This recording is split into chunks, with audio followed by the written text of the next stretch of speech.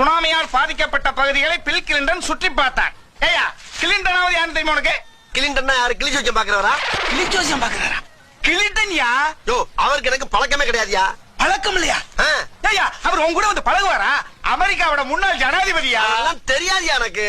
அவரை தெரிஞ்சுக்காம எதுக்கு செலவு கிடைக்க வர நீ? அறிவு கட்டவன் மத சாம்ராஜ். ரொம்ப ஓவரா இருக்க.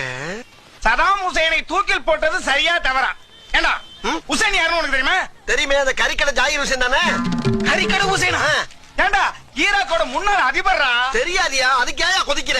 அது தெரியாம ஏண்டா நீ செலவு கிடைக்க வர? யாரா எந்திரி போல.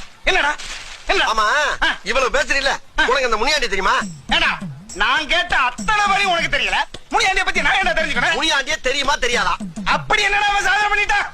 அவன் தானே அவன் பொண்டாட்டிய 1 வருஷமா வச்சிருக்கான். ஐயோ, வெளிநாட்டுக்காரன் பூரா தெரிஞ்சு வச்சுக்க, வீட்டுக்கு அடிக்கடி வந்து வரணும் தெரியாம அடுத்த ஜானியை பத்தி பேசிட்டு இருக்க. 1 வருஷமா 2 பேரும் பேச்சுவார்த்தை நடத்தி இப்பதான் ஓசூர் ட்ரெயின்ல ஓடுறாங்க. ஓடி போய் பிடிப்போம். ஓசூர் ட்ரெயின்ல ஓசம்மா ஓசம்மா மோசம் போயிட்டால அப்புறம் ஓசம்மா. என்ன பேச்சு?